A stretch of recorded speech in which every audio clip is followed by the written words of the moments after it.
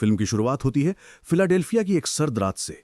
Clyde Shelton अपने छोटे से घर में परिवार के साथ बिताए पलों का मजा ले रहा है। तभी दरवाजे पर जोर जोर से नॉक होते हैं और दो अपराधी, डर्बी और रूपर्ट, दरवाजा तोड़कर अंदर घुसते।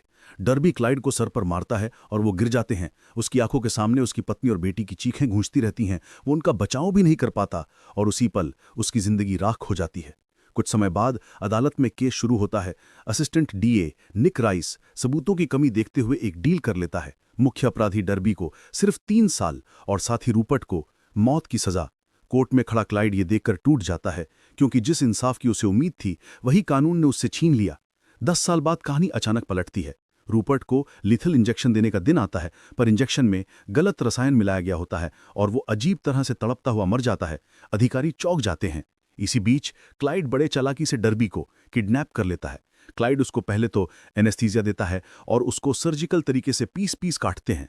डर्बी अनइमेजिनेबल दर्द के साथ क्लाइड का फैमिली फोटो देख देख कर मर जाता है। पुलिस क्लाइड को पकड़ती है, लेकिन वो शांत, बिल्कुल ठंडे दिमाग का, मानो सब पहले से सोचा हुआ हो। जेल में बंद होने के बाद क्लाइड असली खेल शुरू करता है। वो निक से छोटी छोटी मांगे करता है, एक अच्छा लंच, एक सॉफ्ट बेड, एक म्यूजिक प्लेयर, और जैसे ही उसकी कोई इच्छा पूरी होती है, शहर में हत्या हो जाती है। निक की टीम का एक इन्फॉर्मर, फिर एक वकील और फिर एक जज, सबको क्लाइड की बुद्धिमानी और तैयारी चुपचाप खत्म करती जाती है। पुलिस समझ नहीं पा रही कि आखिर एक बंद आदमी जेल के अंदर से बाहर की दुनिया को कैसे कंट्रोल कर रहा है। अब निक क्लाइड की फाइल खोलता है और सच सामने आता है। क्लाइड कोई साधारण पिता नहीं था, वो US black ops technical specialist था। ऐसा इंसान जो ताले, हथियार, सर्वेलेंस, बम और इन्फिल्ट्रेशन में अनमैच्ड था, और अब वो सारी स्किल्स वो एक इंसाफ के लिए इस्तेमाल कर रहा था। जांच करते हुए निक और उसकी टीम एक छोड़ा हुआ प्रॉपर्टी साइट ढूंढते हैं, और यहीं से सबसे बड़ा ट्विस्ट आता है। जेल के नीचे गुप्त टनल, ये पूरा अंडरग्राउंड नेटवर्क क्लाइड ने खुद बनाया था। इसी रास्ते से वो अपनी सेल से निकलता था, बाहर हत्या करता था। अब निक को पता चलता है कि क्लाइड का आखिरी प्लान क्या है। शहर के प्रशासनिक भवन को बम से उड़ा देना, जहां सारे बड़े अधिकारी और नेता मौजूद होने वाले थे। ये उसका अंतिम वार था, पूरा सिस्टम तबाह कर देने वाला।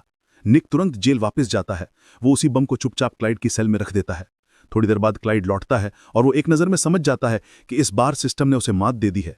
लेकिन वो भागता नहीं, वो चुपचाप बैठ जाता है, अपनी बेटी के बनाए कंगन को छूता है और एक आखिरी सांस लेता है। धमाका पूरे सेल को राख कर देता है। बाहर निक खड़ा है, शांत, थका हुआ, लेकिन ये जानते हुए कि आखिरकार इंसाफ किया गया है।